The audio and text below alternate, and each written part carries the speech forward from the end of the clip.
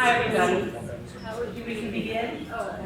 In accordance with the provisions of the New Jersey Open Public Meetings Act, Chapter 231, laws of 1975, adequate and electronic notice of this meeting was provided through the public notice on October 19, 2023, by emailing to the Huntington County Democrat and the Express Times, posting on the district website and the main bulletin board in the district office, filing via email with the clerks of the following municipalities: Alexandria Township, Frenchtown Borough, Holland Township, Kingwood Township, and Milford Borough.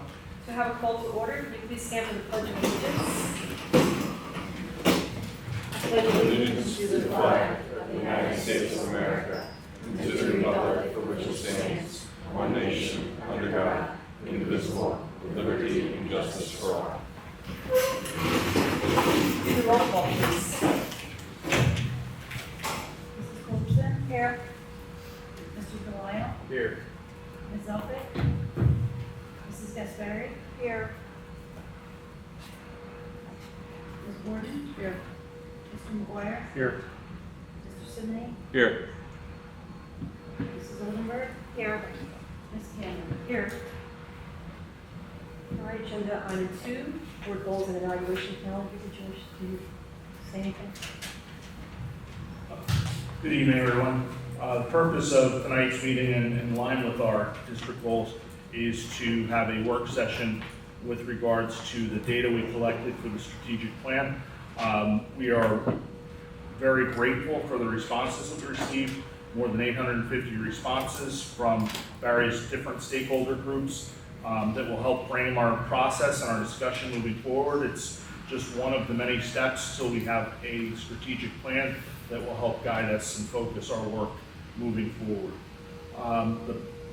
Today is just one more step in that process, and we're really fortunate to have our consultants with us, Dr. Brian Zakowski and Mr. Jason Lester, who are going to kind of lead through this process and share their insights and work through this SCOT analysis, which will look at the strengths, the challenges, the opportunities, and the transitions as we build these goals and set our priorities for moving forward. So without further ado, I'd like to introduce Dr. Brian Zakowski and Mr. Jason Lester.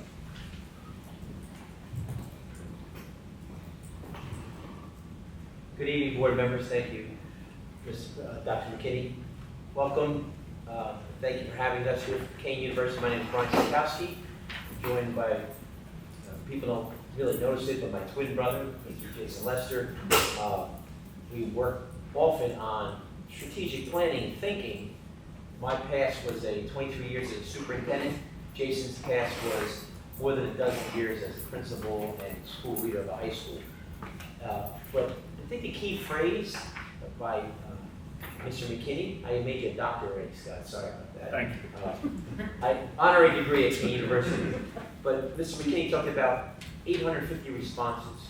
We've worked in districts, probably 10 times the size of really big districts. You would say group 5 districts when we look at football and the other sports when they look at the demographic. And we haven't hit 850 responses. Typically, the old way of doing strategic planning, as you did in school boards, was have a Friday night, Saturday night. And what they found was, and we work with school boards as a university as well, because we're not in competition. Because Kane University is one of the great teachers' college. We're about creating a partnership with districts. In fact, our president created a new division that just focuses on partnering with districts, everything from feasibility study. You may have read that down in Monmouth County. There was 3 districts that became 1 in less than a year. We did that study, strategic planning, executive coaching, leadership training, dual enrollment, on and on in our division that our president used to be a former commissioner of education, who realized the power of pre-K-12 space in creating and helping a university. Again, back in the past, universities operated in silos. So it took a former superintendent, his commissioner, now president of Kane. He said, I want to start a division that breaks that silo.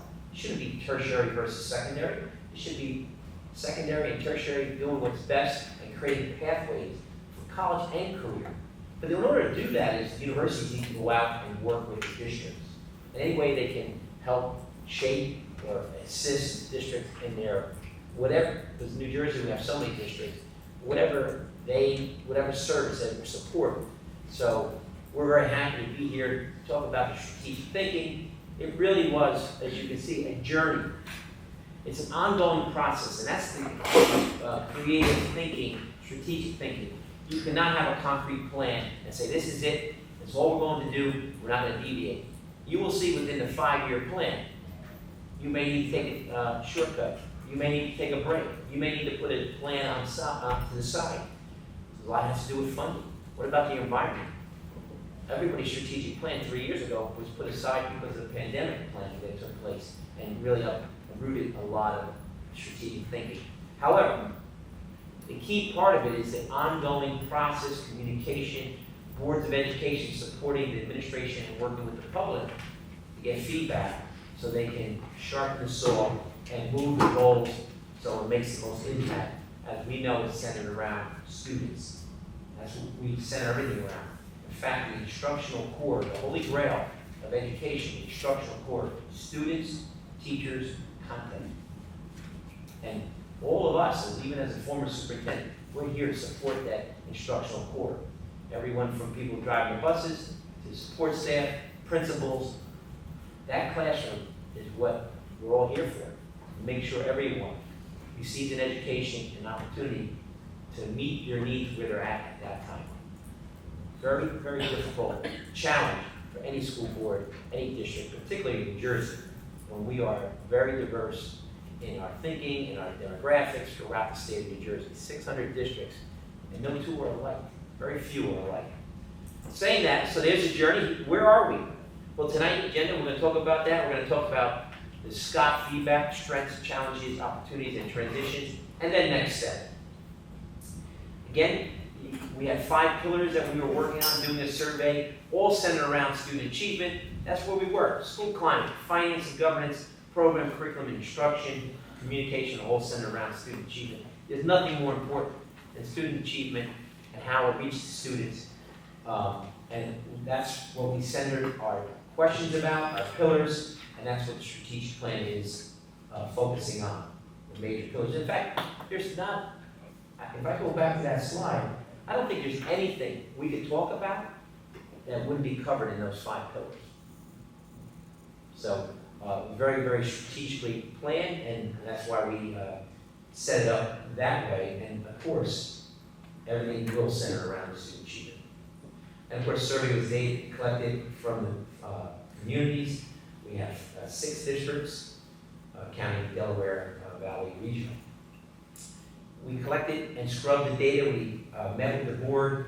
I was broadcasting like a chipmunk the other day. Everyone had a good laugh at but the board received that analysis. That's only part of that analysis of what the feedback was. So part of strategic thinking is getting feedback. But now how do you make a cohesive plan? So tonight, the next step of the journey is to talk about the Scott analysis that the board we're going to work through. We're going to give you a little bit of work.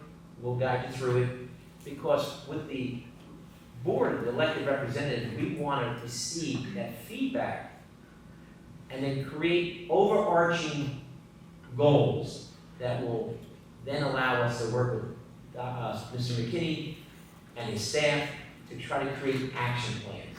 Goals are like funnels. They're great when they're big and idealistic, but really, when you make them actionable, is where the rubber meets the road. Very difficult to do that. Very strategic. That's why it's all planning. And that's why we'll say this plan will be a 3 to 5 year plan. It'll be 5 years if you look out, but there'll be things within 3 years, issues that we'll take care of. There may be issues that may take a little bit longer. For a host of considerations such as budgeting and scaling and scaffolding the plans and meeting the needs. Can't do everything all at once. You just don't have the capacity in your budget. No one does in schools. We're not a Fortune 500 that we make widgets and then we make a profit. We're not a P&L. We're zero-based budget. Our expenses have to match our revenues, and we're dependent on property tax.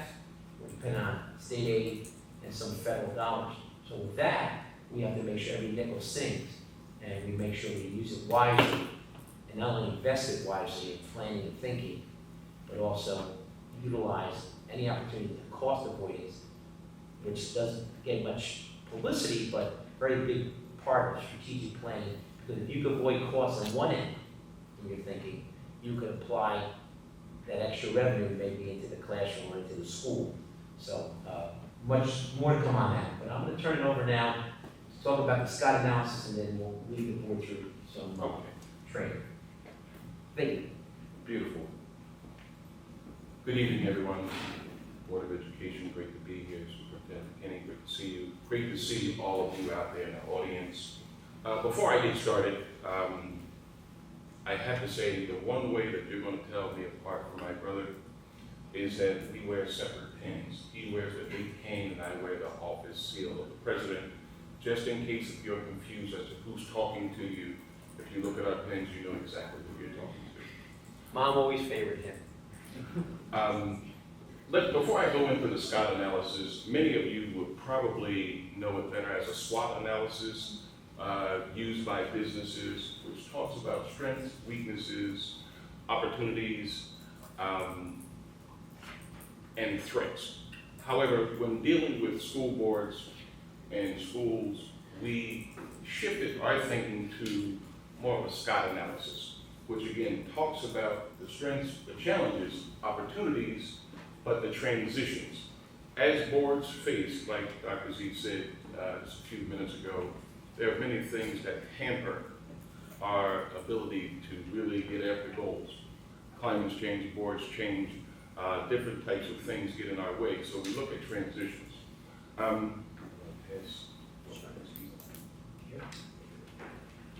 So we're going to give you some work to do with us in a little bit, but let me go with strengths. Strengths, as we explain to each of our partners as to what are some of the things that our district is great at.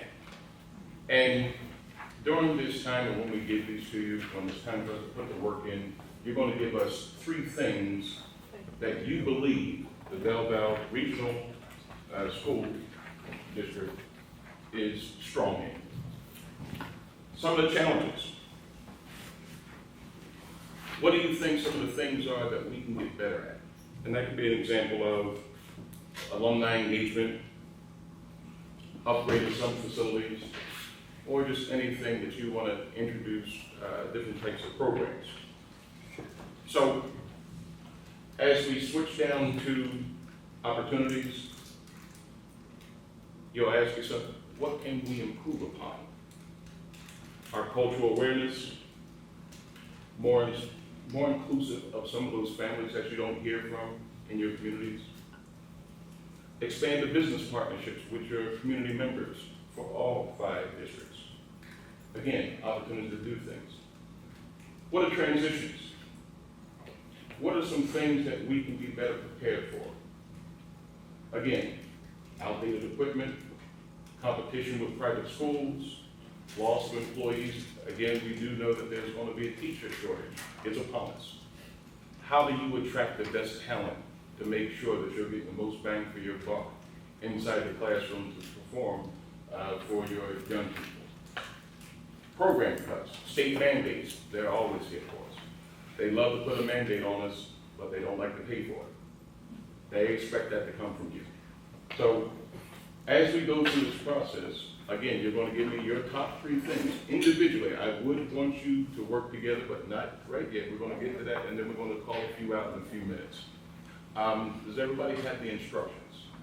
And this is just a sample we put up from another district. We won't name the district, but this is how they came through it, and it helped guide them in their thinking. Again, this is just a kind of a device to help you in your thinking, and we're going to combine as we go together. So I gave you a little worksheet. If you could put each of the 4 squares, 3 top 3 areas. You don't have to have 3, but we're saying if you can't get to 3. I'm sure you'll have more than 3 strengths for this wonderful district like this.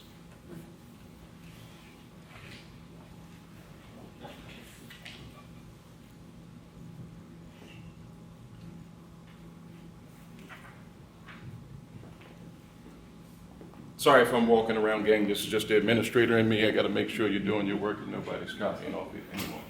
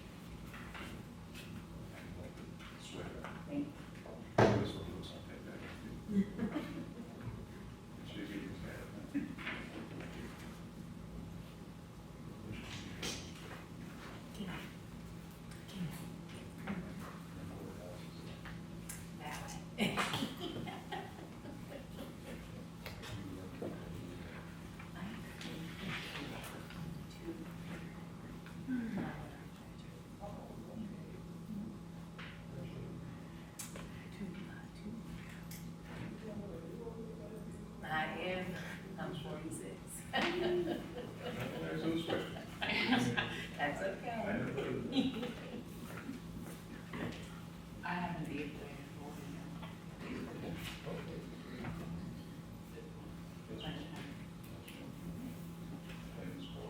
She's actually in the marching band this year because he is in the marching band.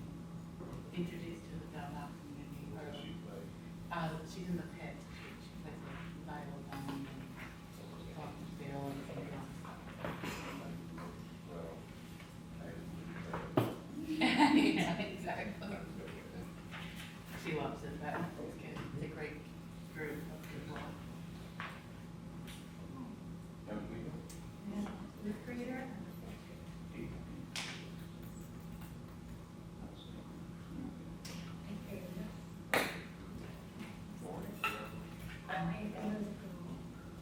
We go, okay? Okay. Oh, good. You fine? Okay.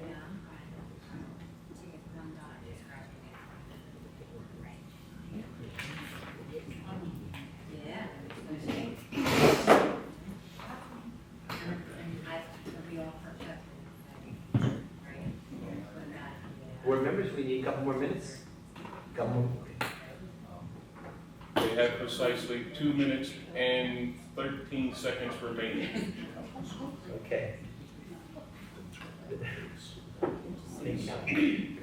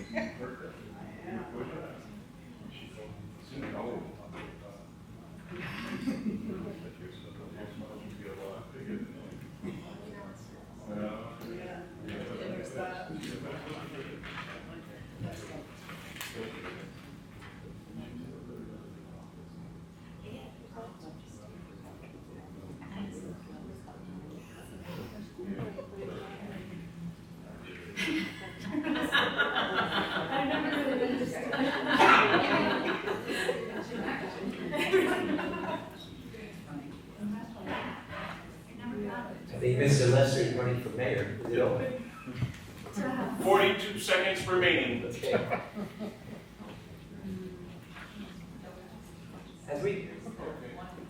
As we start going into the strengths, we were at a district once, and the district said, Dr. Zakowski, why are we talking about strengths? Strategic thing, we want to improve. There's an old, wise philosopher. His name was Vince Lombardi. He said, you either get better or you get worse. And what he meant by that, there's some things that you, even though you may be good at, don't want to ignore strategic thinking in areas where you're good because you want to continue to get better. For example, there was a district that said, we have a great PTO system. All the schools have great leaders, they were raising money. We shouldn't worry about that. And then someone said, what about a succession plan? Because you know, once that great leader of that PTO leaves, the organizer, the person that gets everyone motivated, moving, and moves the work out for everyone, the division of labor. He said, oh, we didn't think about that. So in their plan, they talked about one of their strengths, but also creating some kind of succession plan.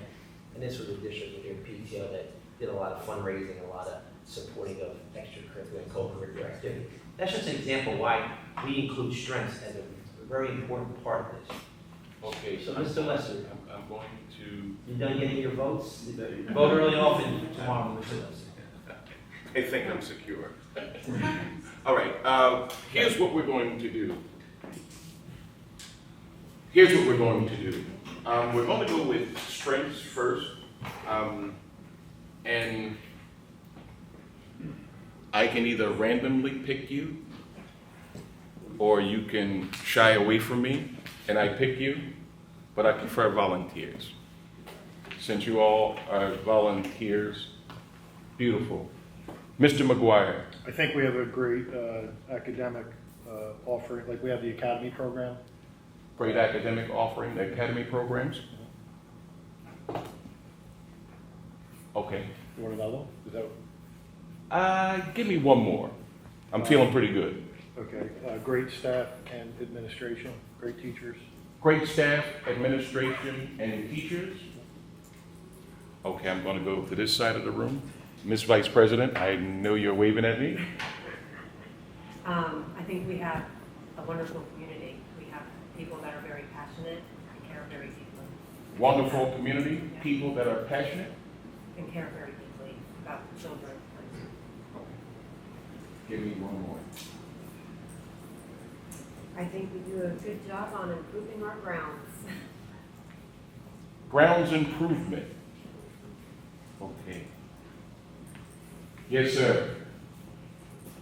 How do you pronounce your? Delisle. Delisle. See, I would have banged that. It's okay. I'm used to it. I think program offerings and services across the board. Programs, put a check mark next to that one. And we have a really robust concurrent enrollment program here in particular, Enrollment program, and our facility. facility. Let's talk about the robust enrollment program. A robust concurrent enrollment program.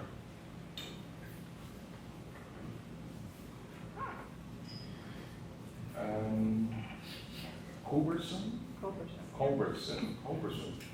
I said, great faculty administration, Another check. and great kids, parents, and community, Great and kids, academic.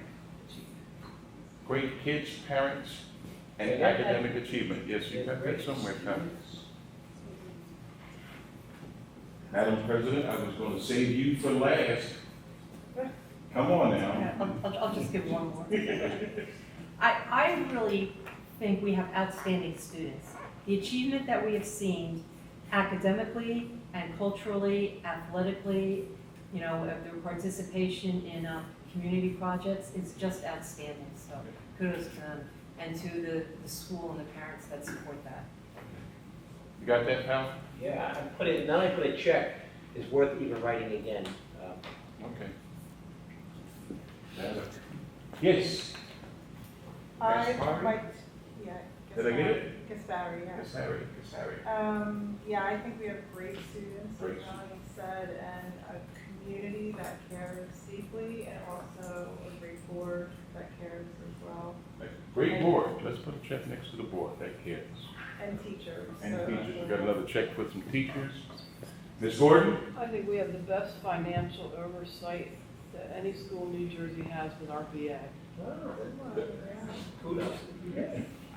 I'm not going to say that was probably the first time I've heard that in this race. I think, anybody that she has guided us through the cuts, Okay. the minimal impact, and I don't think we'd be where we're at if it wasn't for her. Okay. Excellent. Her mastery of the budget process. Excellent.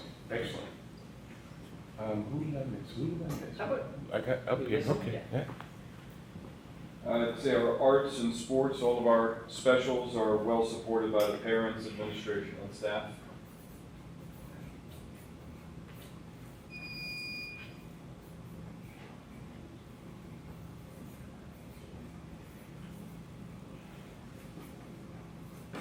Another check mark for dedicated staff, You guys are really seeing eye to eye on that one. and another check mark for great financial oversight. I was really astonished being a first-year board member, learning the ins and outs of the budget, and Teresa and how she really weathered all of the state cuts and how every penny's accounted for. Teresa, that's a great, listen, you can't find VAs today. We get a call every day, Dr. Zakowski, can you help us find a business administrator because there's short supply. And it's even more rare when they're that, getting compliments from the board during difficult times, so Teresa, congratulations. I got pretty much everybody. Let me read some, so maybe Yeah. someone wants to add something, let's go. Well-supported arts and sports and the extra co-curriculars, academic offerings, academy programs, multiple, 4 times. Let's have you project that. Four board members mentioned the great staff, administration, teachers, and we all sometimes think staff is just teachers, but it's more than just faculty. So many other folks are working to help run a school and make it a great learning environment for students. It's just, we love the teachers, but we also know that it takes a lot more than just teachers. A wonderful community received 3, caring and passionate. I love that. That was very politically and very savvy. Passionate means they care, right? But it also means they don't always agree, and they're willing to share their disagreement in hopes that they can make a difference. So that passionate rang a bell. Great oversight. A couple times we have a couple checks. Grounds improvement. That's wonderful to hear. It's a big part of coming to a high school. I know I saw some parents talking to Jason about, Mr. Lester, about your children in 8th grade. You want your child to come here and learn, but we all know that supporting learning in an environment where they feel comfortable, safe, and part of an extra program. Whether it's the band or the marching color guard and the supports, could be a football player, could be the field hockey team. You may not have field hockey up here, but lacrosse or baseball, it doesn't matter. The plays. I found that students that invest in becoming part of the school always outdid their expectation themselves. Because they got into a niche, they got into a group, and helped guide them to the right way. Just like we always worry as parents. I'm a parent of 6, always worried about when they be involved with the role group.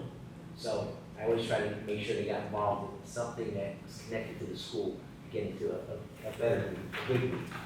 And leading to that, robust concurrent enrollment, multiple checks for the great students and parents, multiple checks, I wrote it again, outstanding students. I love to hear that. And a great BOE, Board of Education, here for one purpose, to make sure these strengths don't become status quo. Always looking to improve those strengths and how. And so what are we going to do? We're going to take this, when we go through the other 3 quadrants, we're going to take this and look at the feedback from the 800 plus. And we're going to create overarching themes centered around strengths, centered around our opportunities. If they're identified, transitions. Those transitions are something that can really stall a strategic plan and a board. The transition was the cutting of state aid from S2.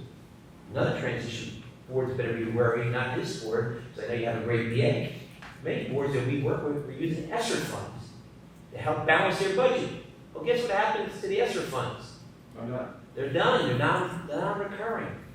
And if you put it against a recurring expense, you have short-lived happiness. And now the taxpayers are going to pay for it, or you're going to be cutting significantly on programs. Yes? Could you redefine what a transition is versus a weakness? Could you just state Yes. that again? So something you can see that's maybe happening. I'll give you an example from a district. They saw a demographic shift slowly happening. And so with that transition and that demographic, they started looking at in their strategic plan, what can we do? In this case, it was a transition to a more Hispanic population, which is a large growing population in New Jersey. So they started looking at dual language classes, and down the line, what can we do to start formulating something to be prepared? That's an example of transition.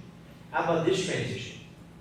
It's going to happen in 18-year-olds, and colleges are preparing for it. The 18-year-olds that are available to go to college are about to nosedive. So you have to prepare. There's going to be more competition for less students. So colleges are going through that transition of strategic enrollment plans. So, and also, if you take a look at, you keep talking about those classes that school districts have to prepare for, but you also have to staff those, like teacher shortages and those type of things. What do you see over the horizon that's coming? Right now, I'm going to give my brother about, he struggles with this right here, folks. Come on, Tiger. I was a superintendent. I had other people too. He's struggling. Come on. And he's one of your challenges up there. So I want you to look at your challenges list. And we're going to take your top two. I want you to think about it. I'm going to go in reverse order. You keep things fair and balanced. Okay. Okay, you ready there, pal? Ready? Okay, all right. Sir, I'm going to go with you, Mr. Semino. All right, loss of students to Polytech or other high schools.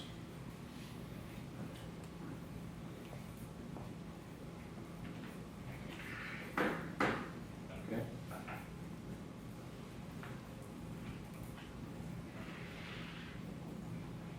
Okay, you And say I'll- private, parochial, other schools, Polytech, Yeah, private school schools? choice. School choice. Okay. One more? And I'll say financial struggles. So it's not just, which is a combination of loss of state aid, but also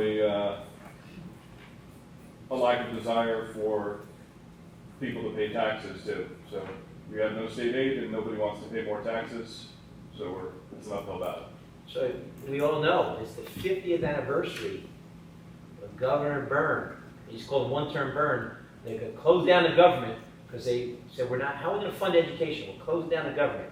He insisted on a state income tax at 1% to help balance and open up the government and support schools. Now we get the highest state income tax 50 years later. And even though the Supreme Court said it's unconstitutional to rely on property tax to support public schools, we still do. So we understand, Jason and I understand, I know you understand, that, you know, the taxes rate, it's high in New Jersey. The cost of living is high. We have great schools, we're either one or two Yeah. ranking One. around the country.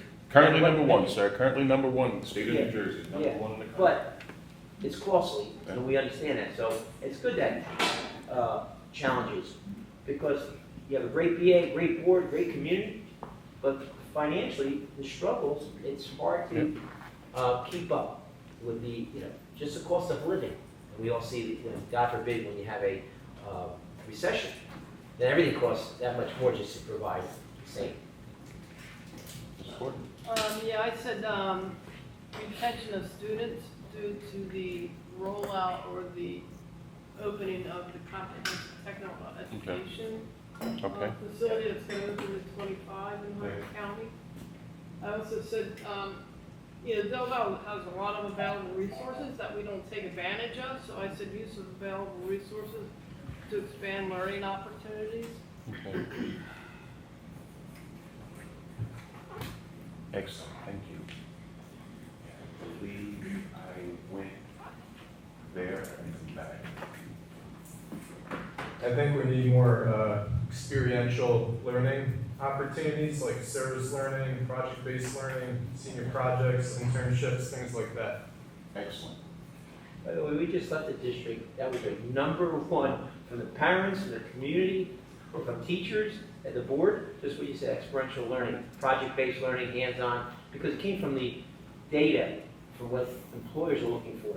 They want students that can think on their feet, solve problems, right? And you don't get that from y equal mx plus b. Well, that's an equation of a straight line, but how do you apply that straight line if you're measuring for cuts or something? How good am I? I told him that this morning. Let's see, my top two are the financial, Sure. and then learning loss. Learning loss. Ah, I had a second too. Oh, my I got a second. Oh, I apologize. I was feeling pretty good. yeah, thank you for showing it, it's Yeah. not perfect. So I think one of the things I gleaned from the surveys was communication. Communicating. Yep.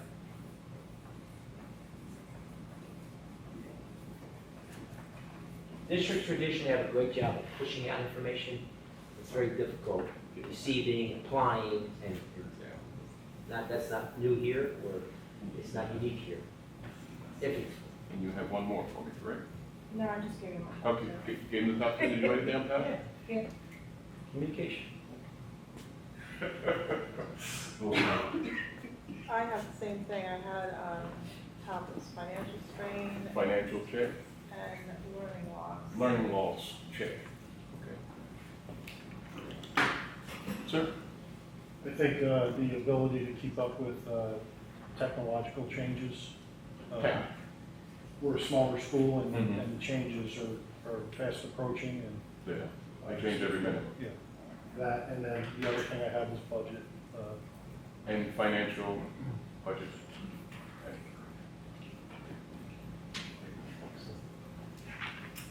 So my top ones are finances and funding, Finances and student loss and program loss. student loss and program loss. Not learning loss? No, not learning loss, student loss, that would be a check Oh, out that's for enrollment here. yeah. one, but program loss. Let's put program loss. Due to lack of, interest. President? Like everybody else, funding seems to be at the top. Along with the results of the pandemic, not only the learning loss, but also the social and emotional difficulties that the kids are facing, trying to get along and, keeping up with That's what they missed out on. key. Great one. Great one.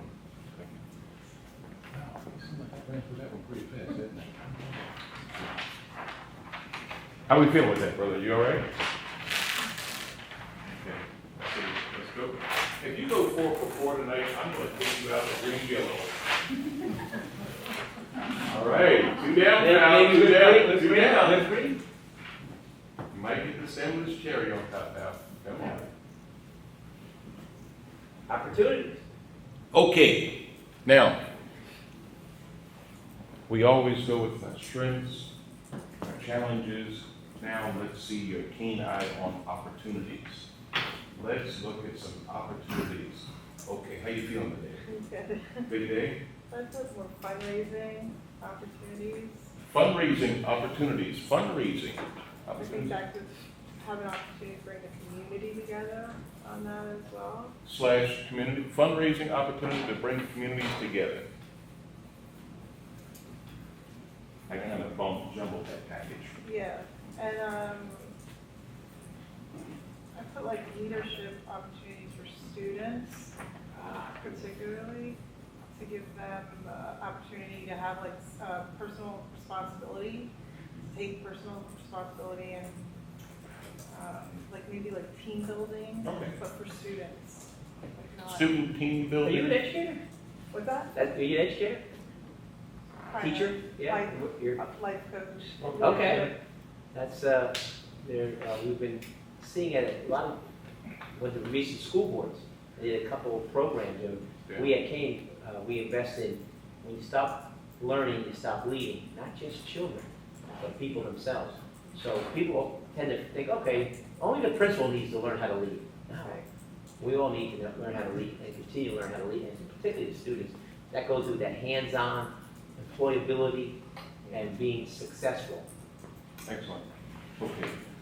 Since I screwed you up on the first one, I'm going to give you 3. Oh, 3. I'm going to give you 3. I'm feeling generous. Well, one of the things that I think we maybe miss out on is we're a small school, and we have a ton of school spirit, and we have a really passionate community. But I think the way that we look at these things is as like glass half empty rather than half full, right? Like I think we can do a lot of things that bigger schools and districts cannot. And I think that we have a big opportunity to be trailblazers. Trailblazers in the community for engagement. Well, let's expand. I think that the parents should hear that. That's a great answer because, again, father of 6. I moved into community specifically where the high school wasn't too big. You know what? I wanted my kids to have an opportunity, I was a superintendent of a high school with 2,000 students.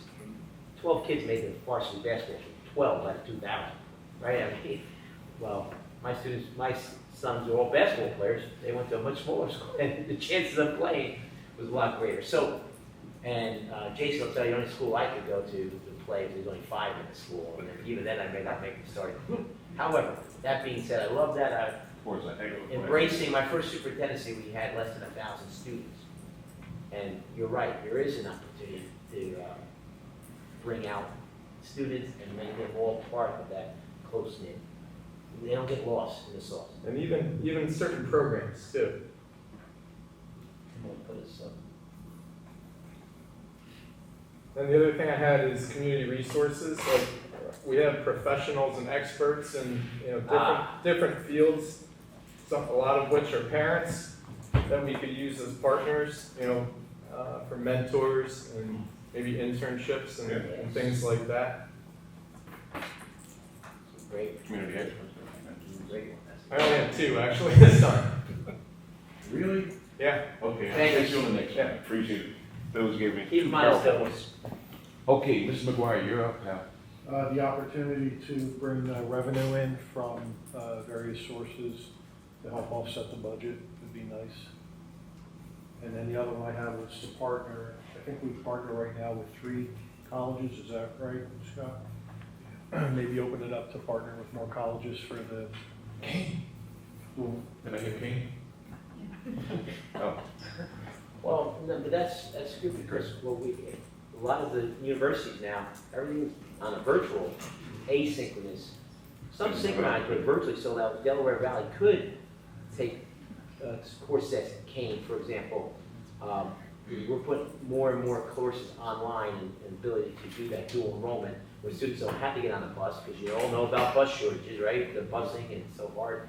and the cost. And the cost, because of the shortage of gas and so that's great. More opportunities for partnerships with universities and college.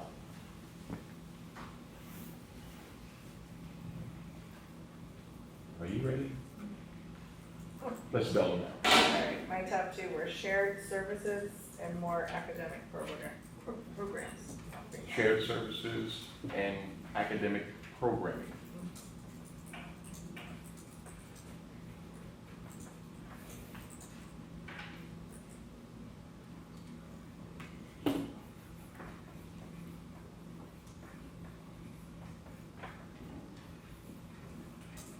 Can I just ask, when you say shared services, you talking local community, the municipalities?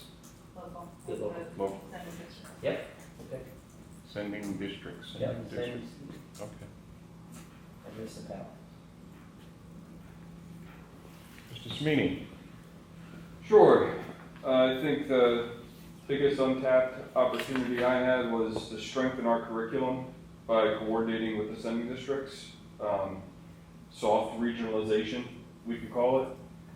So specials, arts, sports first, and then all the educational aspects. So we're not getting such a salad bowl of stuff up here. Everybody's on the same page. Not put curriculum.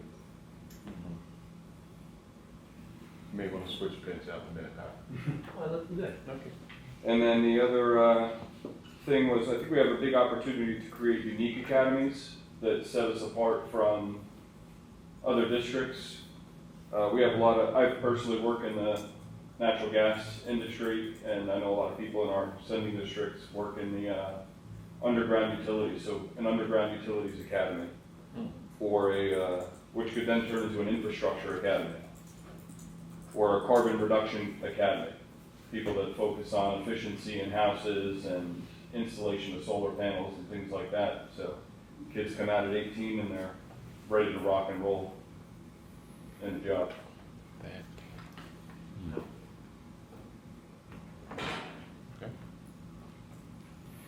Did I miss anybody? I did, Madam Vice President, I'm sorry. Okay. I was recently talking to a friend of mine who lives in a district in a whole other county, and she was telling me that their turf field is literally used up until midnight some nights. A lot of adult sport teams rent that field, and it creates a lot of revenue. So I feel like we're missing out on a really good opportunity. I'm not sure how, they find these teams to rent out the turf field, but it's, people will drive 40 minutes to have their sports being played under the lights. So I feel like we can use our turf and our commons, if we could figure out, how do we get it out there, how do we market that? I think we're missing out on a lot of potential revenue for that. Athletic complex rental? Yeah, I would say facility use. Yeah, and It starts with a board policy and regulations, and then that's why when we say we build strategic thinking, some of the actions to that, you create a marketing task force to kind of start looking at, because we did it very similar in our district. Piscataway, big high school, 2,400, a lot of facilities, a lot of use, same thing with North Brunswick. And everything from, we brought in outside churches, other groups using the turf fields, we have multiple turf fields. And this particular high school, actually, there's an elder care facility, and they open the school up 2 nights a week, and that's how these people get their exercise. And I bet you Teresa knows she'll create an enterprise fund for the facility use outside the budget, so you could augment and supplement where needed. And it's not a lot of money that these elderly people, obtain, but it's continuous, it's something coming in. Yeah. Okay. So one thing that's near and dear to my heart and that I ran on when I was running for the board and have been trying to advance, and John, I'm so glad you agree with me about this, is the idea of leveraging the capabilities of people in not only our community, but also with industry in our area and networking so that the kids have mentors, but also opportunities. So we can go to, and we're working on doing this, leveraging businesses like large corporations that would want to work with providing internships and other opportunities for kids, and also using those professionals and professionals that are in the community. It's kind of a bedroom community out here, and people work in the cities.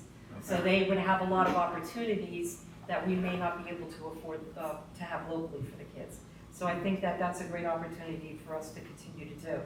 And then when it comes to the concurrent enrollment, which has been great and a money saver for the families, we will be continuing and should continue to develop that program, not only with more schools, but also so that we have enough programs where the kids may only have to do another semester before they can come out with maybe an AA degree, or at least 2 years of college education to cut down on those expenses. So those are 2 great areas of opportunity. I think that are going to mean a lot for the students and the parents, saving money and having, a roadway where the kids can go out into careers and businesses. I think the 3 of you, Samina, you guys have really got some things that are really in sync.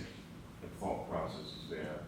Now I think this overall strategic plan will allow you to really flush it out and take it to the next level.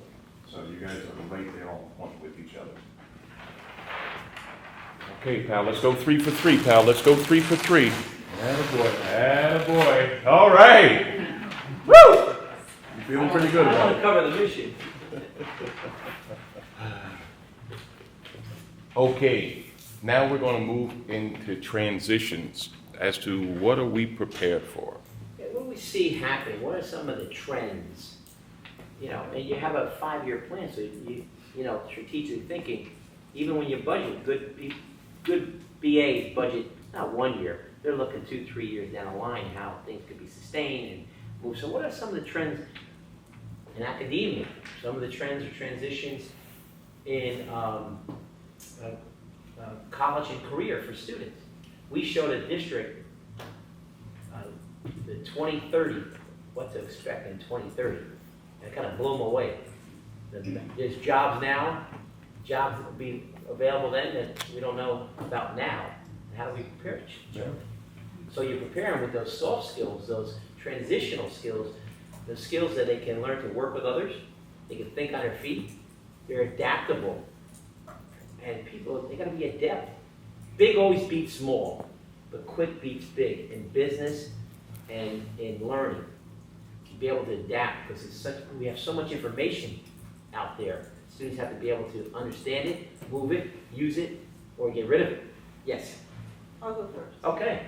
Oh, okay, I like I'm that. passionate about this topic is that everything is so fast-paced, so I think like the loss of focus and attention that students will have in the future,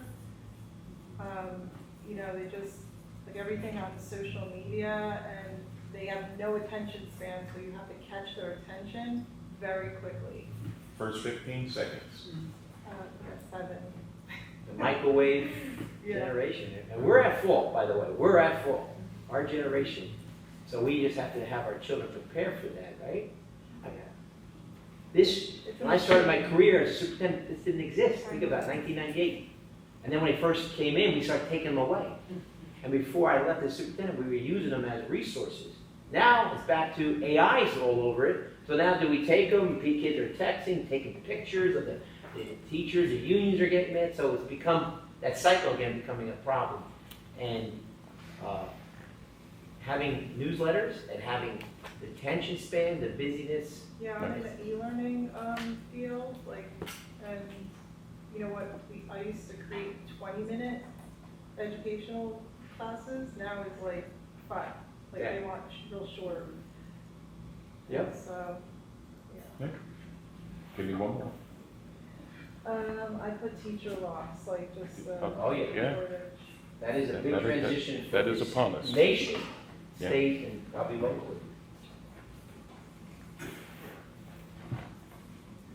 I think as a result of the pandemic, we see fewer kids participating in activities. Wow. That's seen a trend, wow. That is a transition, right? And I'll just add to what Hannah said.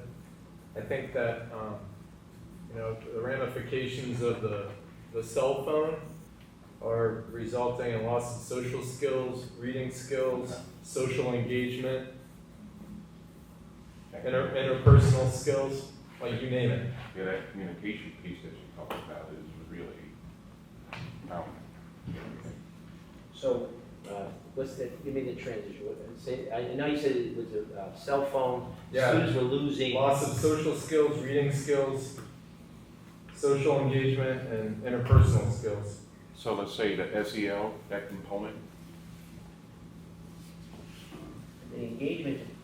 So let's talk about how you balance that, your transition, because I believe you also said when we look to science students at work, we want more student engagement, hands-on.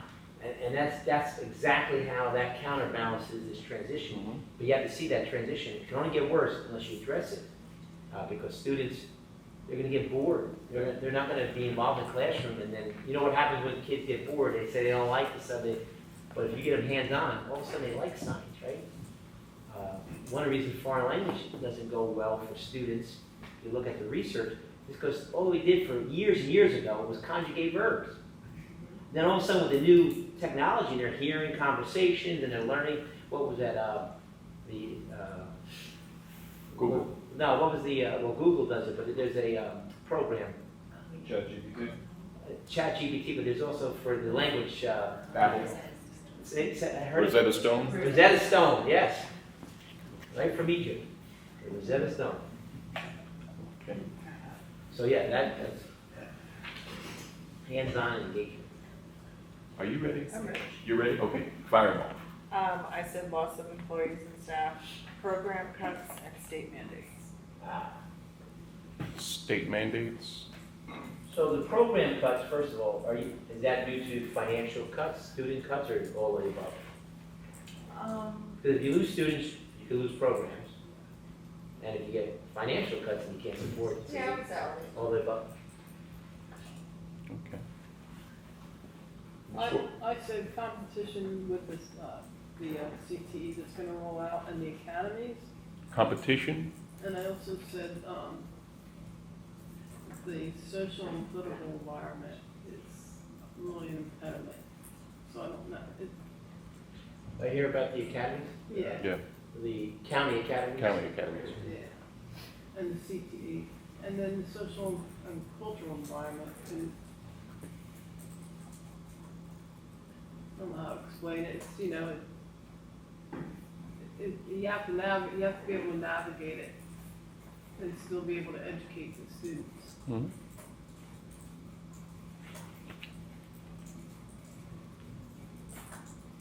Excellent. Mr. McGuire. I would second or third the state mandates. It seems that, I don't know if it's just New Jersey, but it seems like there are quite a few mandates and none of them come free. There's always money It's attached always to the attached. mandates. Yeah. The second thing, we talked about I think somebody mentioned it, the teacher shortage. Yes. So in New Jersey, you have to live in New Jersey to be a teacher, right, in New Jersey? I think they changed. I think, well, I don't know if it changed yet. They keep threatening, but they have not done, it's not been So, I signed mean, yet. we're right on the river, and there's people across the river that could be applying for jobs. Build it and they will come. Yeah, so they haven't taken away, that was back from the Yeah. Christie era, when he said you gotta live in New Jersey. And so you know what happened, more than a handful of people just use their parents' address where they live, many lived in Pennsylvania.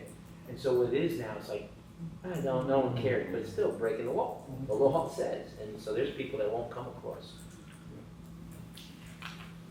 Samir.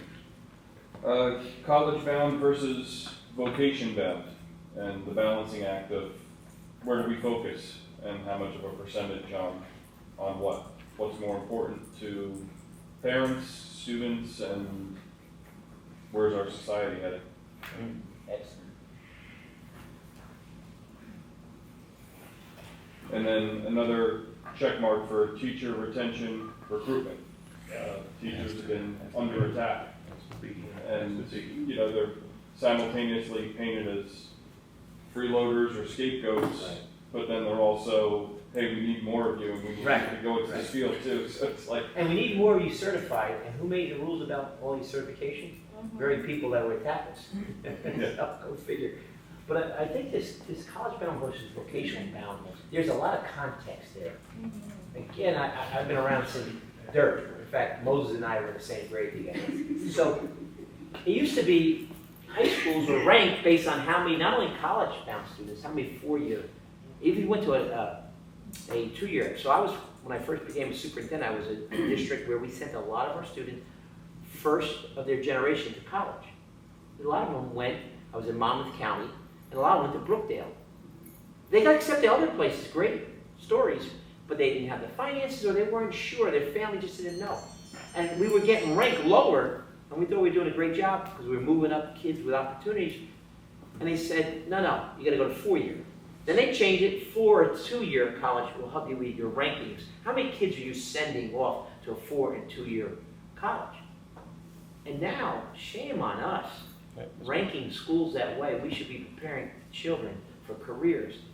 I have, again, 6 children who are out there, they're moved in their career. They're not in the same place, all of them are in different, except the one that's still in college. They've moved to different career paths, opportunities. One's involved in a startup that got involved in, and when he went for his MBA, got supported by the university in a startup, and he's now in the startup world. So that nimbleness of vocational, my brother who went on, we both grew up in Linden, he became an electrical contractor.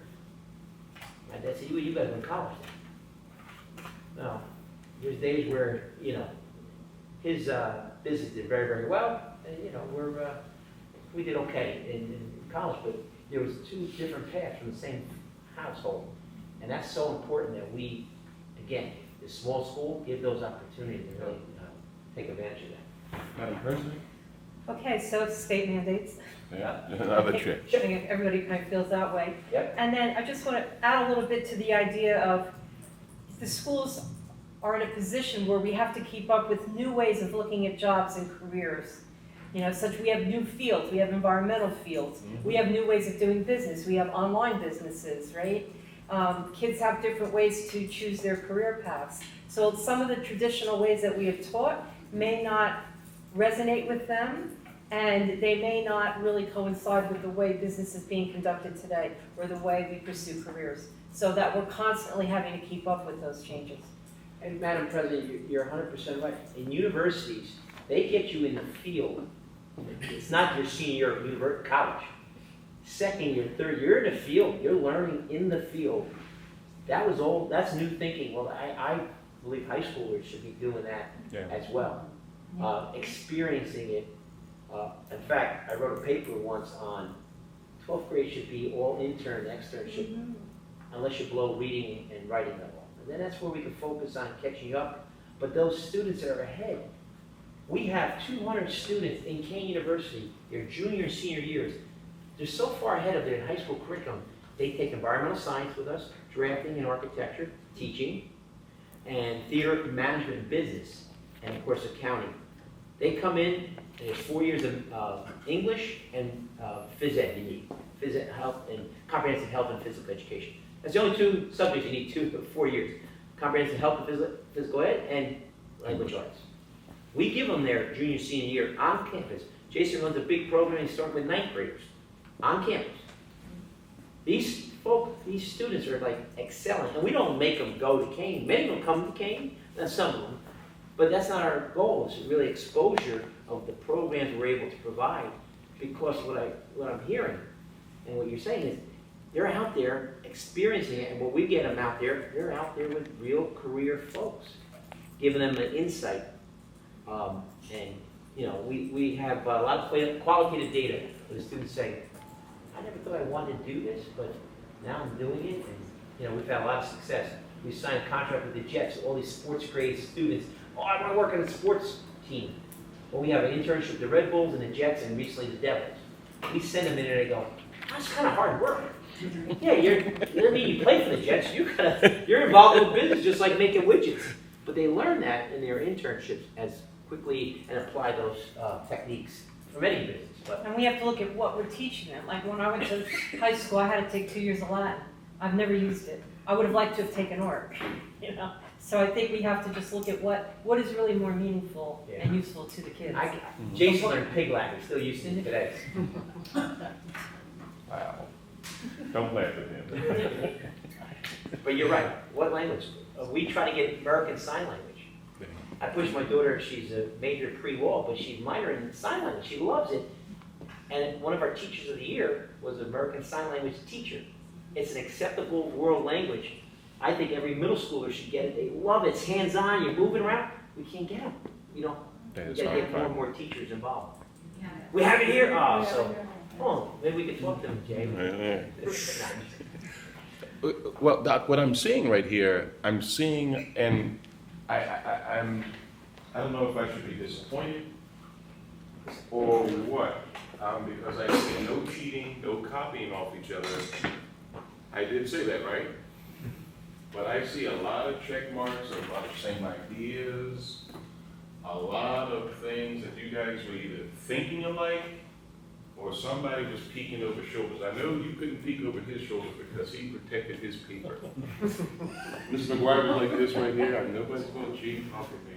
But I'm seeing a lot of similarities, a lot of thought processes that are directed in the right direction. I guess that's due to the work that you guys do together. Okay. Thank you, Jay. And what I see, and I just think this is where I not only a lot of check, I see a counterbalancing. Yeah. Some of the things that you say, okay, are challenges, but there's also opportunities within the same small, right? It's tough. But also there's some opportunities, and let's harness the power of a small school and a culture and uniqueness and maybe a career. You have academies here. Why not a unique academy out here? So something that maybe one of the academies, the county academies, can't offer.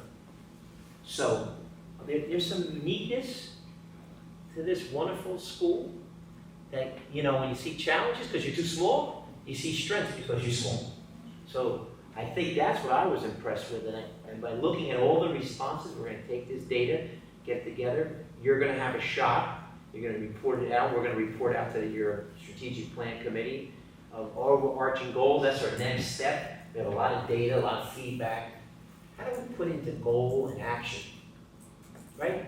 Everyone has ideas, but how do you, we call it operationalizing. That's our college term. How do we action plan around ideas and thoughts? And if we don't action plan, then they become just conversations, ideas, and thoughts. And I always say it's the Monday morning quarterback. Everyone has ideas, right? You know, you got stopped at the 1 yard line because you ran to the right. All the people with the great ideas said, why don't you run left? You pass the ball, they said, why don't you run the ball? Well, you don't grow that way. You don't improve that way.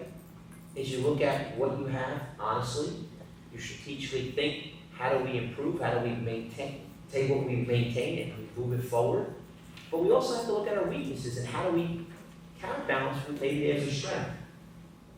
Because there are bigger schools that are struggling in social emotional the ostracization of some of these schools are going through when we do other plans for bigger districts, like 7,000, 8,000 we've been doing.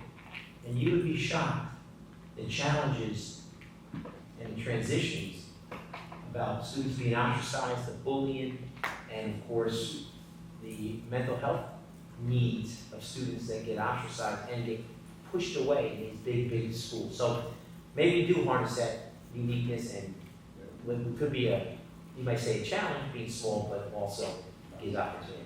So they're the next steps. We're going to get those overarching, we like to call them goals. We're going to see the SCOT priorities, and then the goals and objectives, action plans with timelines. That's key. See, it's going to move. We've been moving, getting data, qualitative, quantitative, 850 responses. The elected representatives who gave us some thoughts. We could have told you, we could let you do this on your own, but I think this is, to me, more refreshing, and we're here in person, because now we have some overarching themes that we'll work with the superintendent, nothing gets presented to the public until it gets vetted by the board, vetted to make sure we're covering all areas. So the folks in the audience may say, oh, what's going to be the plan? Are we going to put it on the shelf? No, it's going to be out there and vetted before and voted on and comment on. Much more to do before, miles to go before we sleep, right?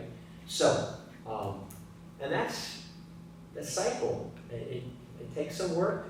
This is the devil in the details. It's going to be a little harder now. Now we're going to start taking that funnel, big ideas, and trying to work into actionable plans. And at that point, Jason and I are going to stay here with the board direction. Questions from the board, or I know it's a public meeting, so there has to be a public session. So if you want us to stay, we'll be happy to answer questions from you and anybody from the public. Anyone on the board have any questions, comments? Thank you. Thank you. Thank you. All right then, we'll move to public comment.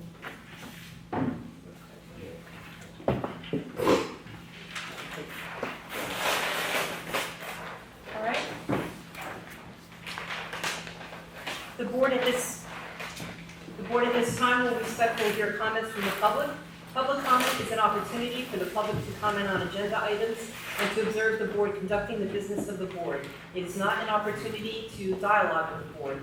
Public participation shall be governed by the following rules. A participant must be recognized by the presiding officer and must preface comments by an announcement of your name, place of residence, and group affiliation if appropriate. Each statement made by a participant shall be limited to 3 minutes duration. No participant may speak more than once on the same topic until others who wish to speak on that topic have been heard.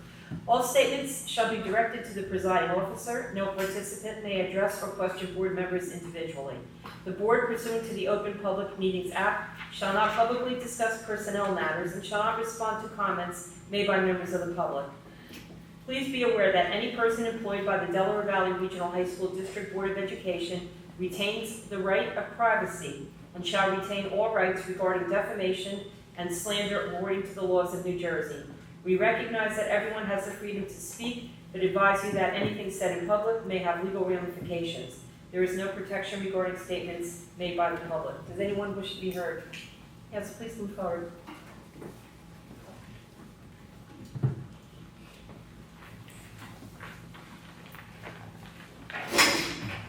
Hi, Jan Olsek at Alexandria Township. I just wanted to thank Mr. McKinney for the way you rolled out the strategic planning survey to the students. I think it was pushed out to them during the day. My daughter completed it, and I think as you saw in your results, right, of the 4 groups, it was the students who Yes. responded, had the highest percentage of respondents. So I'm glad that that's the way that it was communicated to the kids, because their voice, right, is vitally important in the direction of the school. So thank you. Thank you. Anyone else? We talk about stakeholders, and students are the primary stakeholders, as we said right from the beginning of our plan. I'm on. Okay, if we have no one else that wishes to speak, we can have a motion to adjourn. I move it. There's no game tonight, but Madam President, before you take the motion, on behalf of Kane, and we look forward to continue our work with the Board of Ed and the community, and thank you for entertaining my twin brother tonight. And thank you for your wonderful feedback. Have a wonderful evening. Thank you, sir. All right, we have a second. Second. Vote. Aye. All right, we are adjourned. Thank you, everyone.